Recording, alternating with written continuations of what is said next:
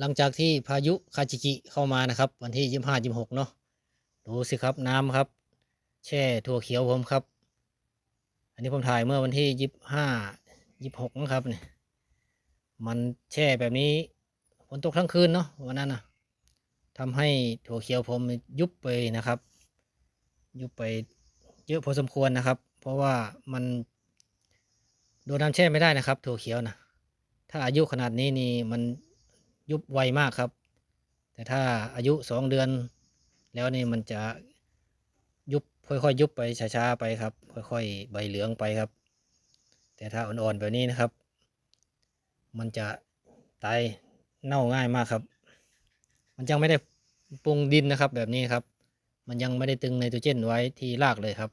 เพราะว่าใบมันยังไม่เยอะเนาะขนาดว่าที่ผมสูงนะครับนี่แค่แช่แค่คืนเดียวนี่ก็ยังยุบเลยครับถั่วเขียวแต่ก็ยังดีครับมันไปแล้วครับพายุไปแล้วกลับมามีแดดแล้วพอฝนหยุดตก1 2 วันก็แห้งนะครับที่ของผมมันจะไม่ขังนานนะครับเพราะว่ามันเป็นที่สูงครับแปลงนี้ปลูกทีหลังครับมันเลยยังเล็กอยู่ครับยิ่งเน่าเร็วครับแบบนี้นะโดนน้ำแช่คืนเดียวเน่าไปเยอะเลยครับไม่เป็นไรครับเหลือเท่าไรก็เท่านั้นแหละครับเพราะว่าผมจะปลูกป่าใส่อยู่แล้วนะครับเอาที่ปลูกถั่วเนี่ยเพราะว่าจะเก็บเมล็ดพันธุ์ด้วยแล้วก็ให้เป็นมันปรุงดินในพื้นที่ป่าของผมด้วยนะครับให้มันคุมหญ้าด้วยนะครับ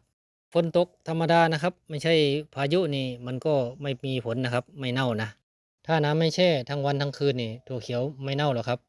และถ้ามันได้อายุ2 เดือนกว่าแล้วนะครับมันก็จะเน่าช้าครับจะค่อยๆเหลืองใบเหลืองไปครับแต่นี่มันยังอ่อนไปครับยังไม่ถึงเดือนเลยครับแปลงนี้น่าจะยังไม่ถึง2 อาทิตย์มั้งครับนี่หวานทีหลังครับอันนี้นะทำเกษตรหน้าฝนมันก็ต้องทำใจนะครับเนาะเรากำหนดไม่ได้ครับเราสั่งฟ้าสั่งฝนไม่ได้นะครับมันก็แล้วแต่ต้องแก้ไขไปตามสถานการณ์ครับ